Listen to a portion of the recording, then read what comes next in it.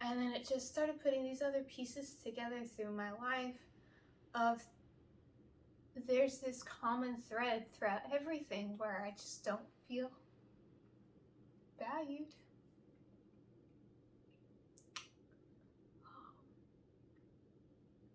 Family relations have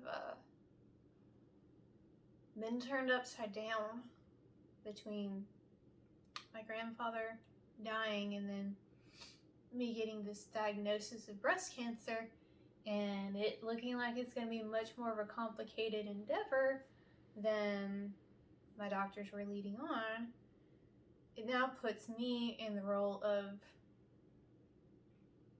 I have needs, which I struggle with. And my go-to role is to be there for other people, is to care. And I'm finding out that that has its roots in that's how I feel valuable to other people. If I have something that I can give, that I can do for you, then maybe you will value me. And that's unhealthy. And I'm finding out that has been the case in some relationships, because now the table's turned and I can't be there for anybody really. And these people that I thought I had relationships with are gone. That means it wasn't really a relationship. And that means that I put myself in a compromising position to be used. Because I was trying to feel valued, but I was really being used. And I can see in my writing and kind of looking back at the opportunities that I missed, you know, of where I really could have grown, where I could have had more than one horse. I could have had nicer horses. I could have made connections with really, really good people who really could have helped me. And I didn't go after those opportunities because I had talked myself into that I'm not really a horse person,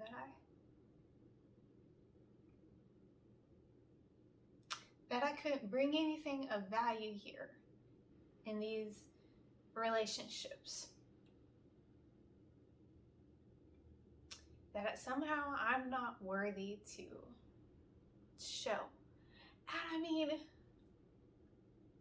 I would never at all want to ever impress that on anybody else. And I didn't really understand that I was impressing that on myself either. But all of these realizations just started coming together that morning as I was praying, and it was just overwhelming, crying,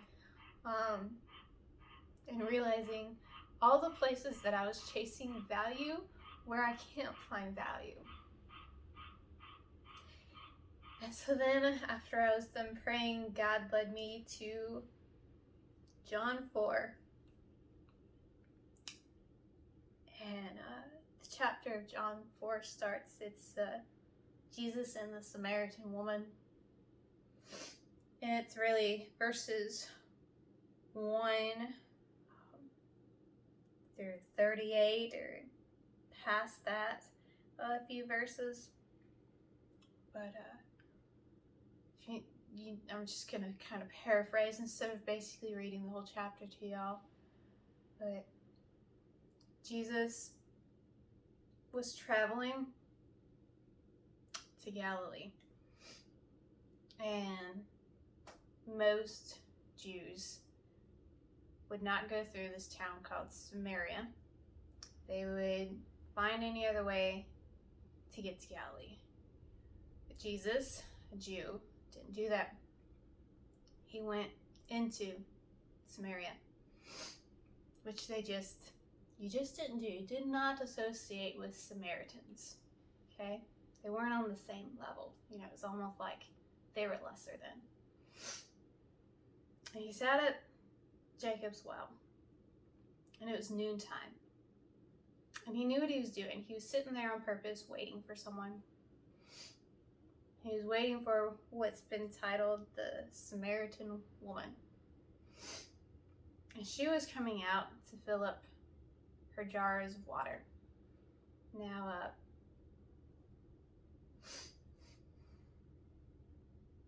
the well's outside town. Water is very heavy, right? All my horse people, like, you carry buckets of water for your horse, and it's heavy. Like, you very quickly find out it's heavy. And she's doing it at noontime, the hottest part of the day. Why is she doing that? Because nobody's at the well. So she was trying to avoid people. But Jesus was there.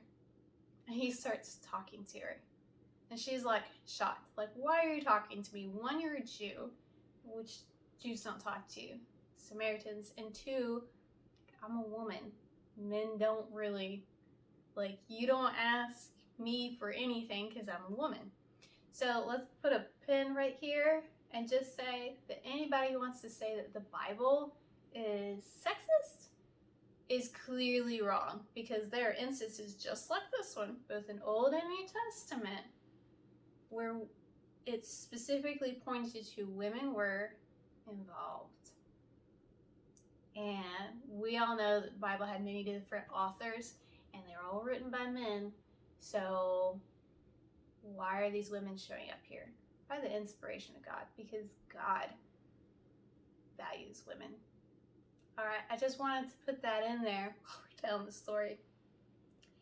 And Jesus tells her, ask her for water. And he says, if you only knew who I am, you would ask me for living water, that you'd never go thirsty again.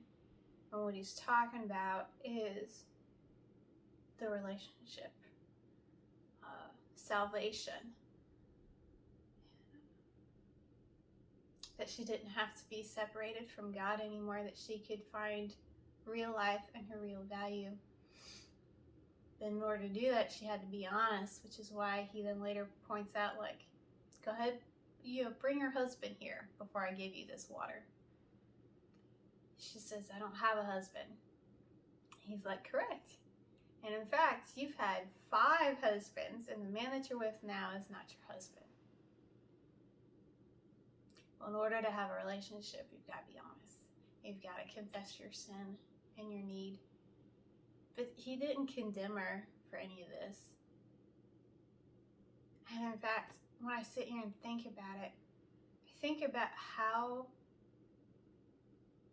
unvaluable this woman felt. She is the wrong type of person at the time. She's the wrong type of gender. She doesn't even go to the well when everybody else would go, like early in the morning when it's not so hot. She goes when there's nobody there. And how unloved do you have to feel to have had 5 husbands and still be looking for love from another man? And man, guys, this just came as like a crashing wave of God poignantly saying, I see you. He said it to the Samaritan woman, and he's saying it to me. I see you. I know you don't feel like you've got value, where you try to hide from other people, where you don't feel worthy of stuff. But I'm going to sit here and I'm going to wait for you. Because I see you, and I love you, and you are valued. And man, y'all, I'm trying so hard to soak in that message with everything that I've got going on, and realizing how much I've been missing in my life, because I won't buy into that God sees and values me. So I don't need anybody else, not even my husband, to see me. I'd be okay if God's the only one who cares, the only one who will sit and wait for me. And that's where I've got to be. That's where we all have to be, because people fall short, okay? I mean, I know I've not always been there for the people that I've loved. Like, no one person can fill that need. And I'm so blessed with the people who have turned out since my announcement. And I've just, I mean, people who I thought didn't see me, people I thought they don't really know me, but they do, because they come and they give me a genuine hug.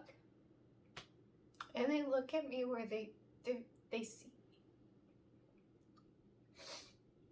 me. And I'm so overwhelmed by those people, and I appreciate it so very much.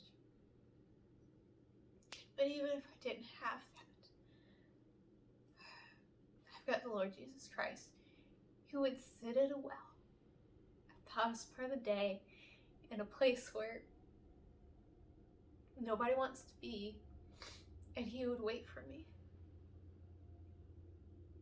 And that's amazing, guys. And that's true for everybody. But I've noticed just a pattern in a lot of horse people, that we struggle with self-confidence, or wanting titles or buckles, championships, something to say that I'm worthy, that I'm doing the right thing, I have value. And so I want to encourage everybody that you do. But your value is not in your accomplishments, and your value is not in your status. It's not in your race. It's not in your gender. It's in the God that loves you. So y'all pray for me to help me really soak this in, because I haven't really soaked it in. It's a big deal. But I'm determined to have it be a trajectory change. I'm going to buy into it, and I'm going to believe that I'm worthy, because God said that I am. Mastectomy or not, God said that I'm worthy. So I hope that encourages you. And please just be in prayer for me with all of this. And as many times that I can get in front of the camera and share with y'all what God's walking me through, I will. All right, I love you guys. Talk to you later. Bye.